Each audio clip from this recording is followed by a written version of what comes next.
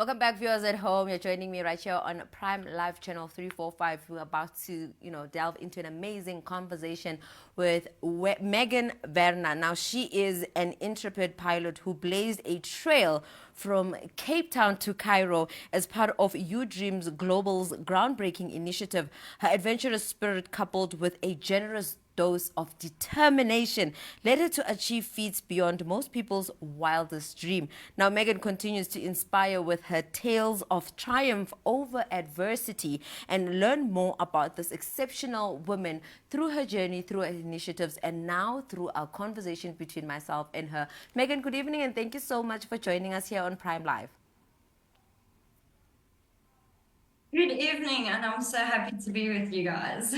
Now, Megan, let's get to understanding your journey and many things that you offer through, the beautiful initiatives that you're doing, as well as your futuristic goals. I want to know from you, was being a pilot always in your books of things that you wanted to do, or it's something that really came to you because of, inspiration of some sort? So there is quite a backstory to it. If we go back 23 years to this date, you would find my mom pregnant, and she was so far pregnant that she couldn't pull the control column all the way back. So she had to stop flying, and then on the 17th of November 2001, gave birth to this beautiful creature. And yes, I didn't really fly myself. My dad was a pilot, and I would always like go with him and be very proud of him because, like, look, daddy's captain. But and for my 15th birthday, there's a little bit more backstory to it. Actually, I was busy with uh, speaking around the world pretty much with a speaking tour I went to Russia for.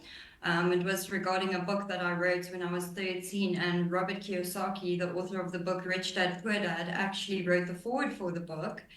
And I was doing motivational speaking in lots of countries like Russia, Kazakhstan, America, and Canada. And my dad took me for a flight for my 15th birthday. And that's when the aviation bug bit me. And I said, okay, but I want to combine aviation with making a difference, and my whole purpose of inspiring people and just really uplifting people. So I went to my dad and I said, what if we just fly across Africa and do motivational speaking across Africa? And my dad was like, yeah, it's good, but like you need to think better, you need to think bigger. I was quite disappointed with that answer, so I took my life support and I went scrolling through Instagram, and I saw an ad of a teen-built aircraft that you can actually like build yourself. And I said, Dad, what if teenagers come together and then we like build a plane and then fly it across Africa? Wow. And he was like, yes, that's a much better idea. So we had to start working on it. And I make it sound very simple. Like I just started brainstorming with my dad, and all of a sudden I flew across Africa. Believe me, we had so many challenges, so many blood, sweat, and tears. It was really a very, very challenging project. We struggled to raise funds for the project. I mean, building a plane isn't cheap. And then getting the 20 teenagers together was absolutely amazing. There was a massive selection process for all the teenagers. And the teenagers that then came together, they were a very diverse group, and I was so honored to work with each and every one of them. We had teens starting from 13 years old all the way up to 19 years old. We had Muslims, we had Black people, we had white people. It was just a mix of absolutely everyone. And the fact that we could come together as 20 South Africans and not let anything define us, and we actually built the plane and successfully as teenagers flew it from Cape Town all the way to Cairo, I think is really uplifting, not only for South Africa but for the rest of Africa. And I really hope it does inspire the teens. There is possibly a series coming soon, but I won't say too much about that. Now, Megan, speaking about, doing impactful work, I believe you are the founder of You Dream Global. Now, for viewers who are quite foreign to the, brand itself, can you just tell us a bit about the mission of You Dream Global, as well as how did it actually now, give rise to such an ambitious project of flying from Cape Town to Cairo, and if I'm not mistaken, with just teenagers?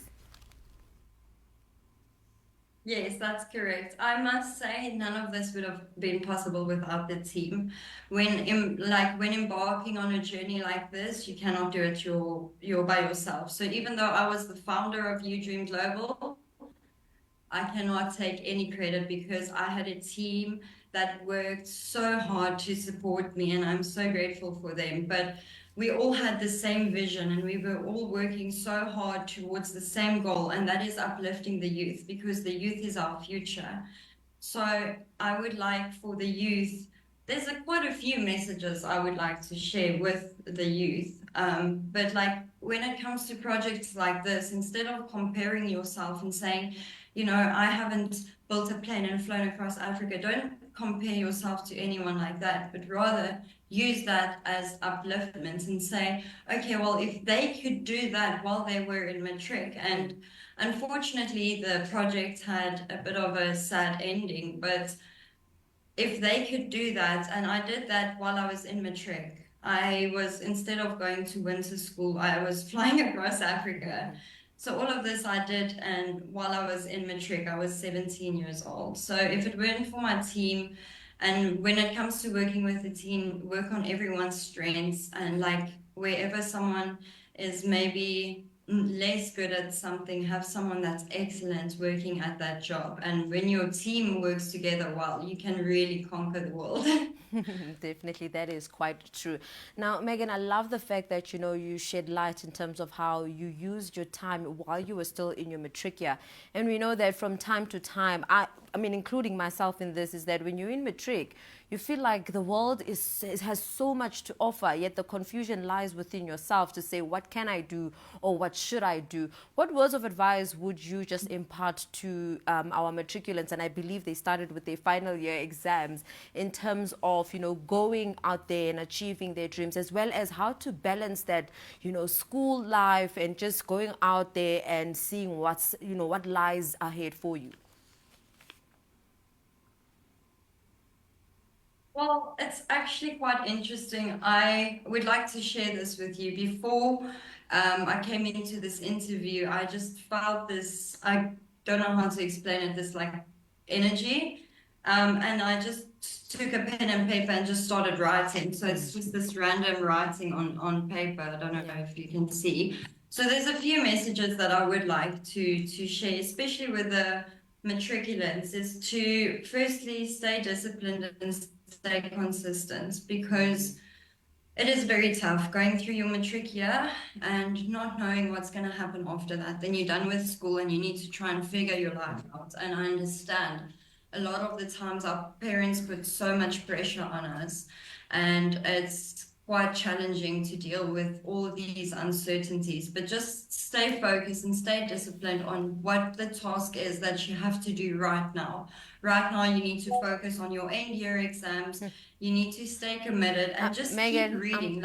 Megan I Werner, think sorry what I'm so I do sorry for cutting you differently off. to a lot of, yeah. Megan, my apologies for cutting you off. Unfortunately, we have run out of time, but we would like to reschedule this conversation with you where you can just give us more insight on your journey, as well as those words of wisdom to our young youth tuned in tonight. And I sincerely apologize for this abrupt ending to our conversation. No problem.